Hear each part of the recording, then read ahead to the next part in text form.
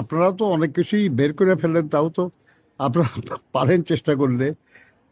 আমাদের প্রার্থীদের WhatsApp group আছে, আমাদের এজেন্টদের হোয়াটসঅ্যাপ গ্রুপ আছে, আমাদের নির্দেশ এগুলো আমরা পাঠাই। পরামর্শে আমরা বলেছি যে আমরা অবাধ, সুষ্ঠু এবং নিরপেক্ষ নির্বাচন চাই। আমাদের সমস্ত কার্যক্রম যেন তার পক্ষে থাকে। দেখেন আমরা খুব খুশি হতাম যদি ব্যালট বাক্স নির্বাচনের দিন সকালে ভোট কেন্দ্রে পৌঁছত, আমরা খুশি হতাম।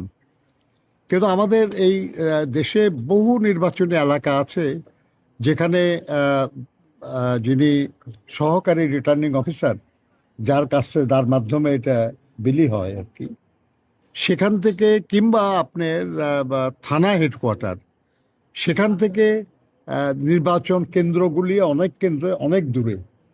আমাদের এবার ভোট শুরু হবে সকাল 7:30টায়, আর এখন শীতের দিন ভোর হয় একটু দেরিতে। এই জন্য আমরা যদি বলি যে ওই দিন সকালে পৌঁছাতে হবে, তাহলেও কিন্তু রাত্রেবেলায় এই পরিবহনের কাজটা করতে হবে, যেটা অনেক সময় রিস্কি হতে পারে। তো আমরা মনে করি যে ব্যালট বাক্স তো ট্রান্সপারেন্ট হবে, স্বচ্ছ। এবং আমরা দাবি করেছি যে ব্যালট বাক্স প্রিজাইডিং অফিসারের ওখানে থাকবে না, ব্যালট বাক্স যেন এজেন্টদের সামনে প্রকাশ্য জায়গায় থাকে, যাতে এটা কেউ চাইলেও এটা ভরাতে না পারে।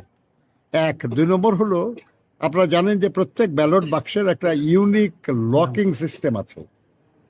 প্রত্যেক বাক্সে 4টে করে লক, এটা প্রথম 0 দেখানো হবে, তারপরে 4টা লক লাগানো হবে এজেন্টদের সামনে, এবং বাক্স যখন ভোট দিয়ে ভরে যাবে তখন বন্ধ করার জন্য আর একটা লক আছে, সেটা আর একটা ইউনিক নাম্বার।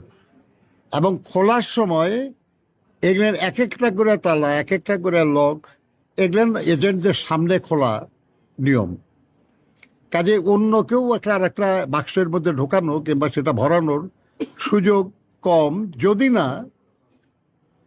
প্রিজাইডিং অফিসার থেকে আরম্ভ করে assistant presiding officer, polling officer, agent সবাই মিলে যদি একজোট হয় তাহলে শুধু সম্ভব, আর না হলে এটা সাধারণভাবে সম্ভব না।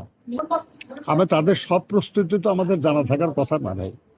আমরা বুঝবো যখন নির্বাচন শুরু হবে, তখন যদি দেখি যে কোনো কিছু পৌঁছে নাই, বুঝবো যে নির্বাচন কমিশনের প্রস্তুতি সঠিক ছিল না।